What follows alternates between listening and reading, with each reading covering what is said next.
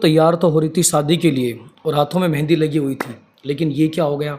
सोचा और कुछ था और भाई और कुछ गया। तो आज हम आपको सच्ची घटना भाई सुनाने जा रहे हैं। बहुत ज़बरदस्त सच्ची घटना है। बेसिकली बिहार छपरा की घटना है। डॉक्टर दोस्तों अभिलाषा की घटना है। बेसिकली हम बता देना चाहते हैं कि डॉक्टर अभिलाषा जो एक डॉक्टर थी पेशे से, और भाई उन्होंने अपना एक क्लिनिक डाल रखा था एक पास के गांव के अंदर, और जहां वो लोगों के लिए काम करती थी। वहीं पर बेसिकली पेशेंट आते थे, उनको ट्रीटमेंट करती थी। इसी दौरान वहाँ पर एक व्यक्ति और आने लग गया। जी हम बात कर रहे हैं, वो व्यक्ति एक नेता था, पार्षद था। वो भी लगातार अपना ट्रीटमेंट करवाने के लिए डॉक्टर अभिलाषा के क्लिनिक पर आने लग गया। दोनों की मुलाकातें होने लग गई और भाई धीरे धीरे ये मुलाकातें प्यार में तब्दील हो गई। और दोस्तों दोनों की दोस्ती, दोनों का प्यार हो गया। और बेसिकली इसी दौरान उनके बीच में इतना गहरा प्यार हो गया कि भाई उन लोगों ने आपस में स्वेच्छा से भाई शारीरिक संबंध तक बना लिए। और इस दौरान डॉक्टर अभिलाषा काफ़ी बार भाई प्रेग्नेंट भी हुई। और इस दौरान और जब वो प्रेग्नेंट हुई उसके बाद उसने नेता से कहा कि भाई शादी कर लो। तो नेता ने कहा कि अभी तो मैं शादी नहीं कर सकता, थोड़ा समय और रुको। इस दौरान उसने डॉक्टर अभिलाषा ने काफ़ी बार, एक बार दो बार अबॉर्शन भी करवाया, लेकिन लगातार वो उस कहती रही कि शादी करो शादी करो शादी करो। लेकिन यहाँ पर जो नेता था लगातार भाई झूठ बोलता रहा कि शादी कल करेंगे, परसों करेंगे, तब करेंगे, वो अब करेंगे। तो लगातार शादी के लिए वो दबाव डालती रही, लेकिन नेता लगातार कहता रहा कहाँ शादी करेंगे शादी करेंगे, बट वो शादी नहीं कर रहा था। इसी दौरान एक दिन लेडी डॉक्टर ने काफ़ी प्रेशर डाला कि भाई अब तो तुझे शादी करनी ही पड़ेगी। तो नेताजी थे वो फाइनली एक्सेप्ट हो गए। और आपको पता है कि राजनीति हमारे नेता कितने झूठ बोलते हैं। तो रजिस्टर ऑफिस के अंदर डॉक्टर अभिलाषा भाई पहुंच जाती है शादी के दिन, लेकिन वो बहुत इंतज़ार करती रही कि नेताजी आएंगे शादी करेंगे, नेताजी आएंगे शादी करेंगे।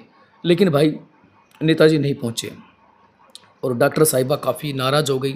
उनको बड़ा दुख हुआ कि भाई उसने तो बड़े बड़े वादे किए थे कि शादी करेंगे, साथ रहेंगे, ये होगा वो होगा, लेकिन भाई वो तो आया नहीं। तो उसके बाद वो गुस्से में अपने जो क्लिनिक थी, घर थी, वहाँ पर वापस आ गई। और फिर उसने कॉल किया नेताजी को और अपने क्लिनिक पर बुलाया। और अपने क्लिनिक पर बुलाकर वहाँ पर उनको नेताजी को उसने कहा कि तुम्हें शादी करनी नहीं करनी है। तो उसने नेताजी फिर झूठ बोलने लग गए। तो वहाँ पर लेडी डॉक्टर ने उनको एक इंजेक्शन दिया। भाई इंजेक्शन भी नशे का इंजेक्शन था।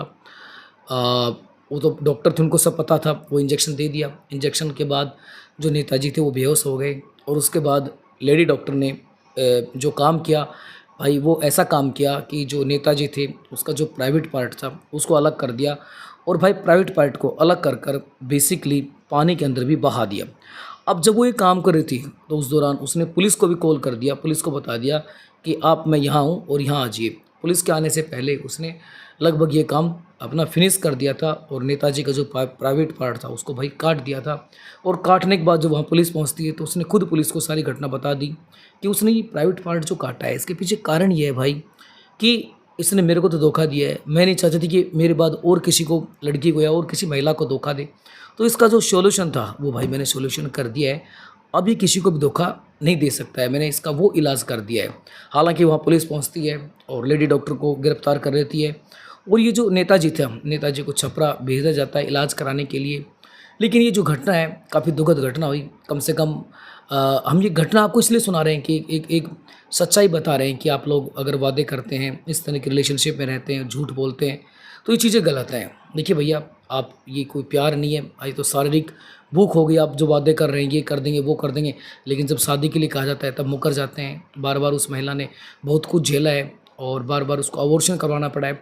उसके बाद जाकर कहीं ना कहीं उसने कदम उठाया। बिल्कुल ही मैं कहूँगा कि वैसे मैं इस घटना को कभी समर्थन नहीं करता कि किसी व्यक्ति का इस तरह की कर देना चाहिए, लेकिन उस नेता को भी सोचना चाहिए कि वो किसी महिला के साथ इतनी बेइज्जती नहीं करे, इतना नाइंसाफ़ी ना करे।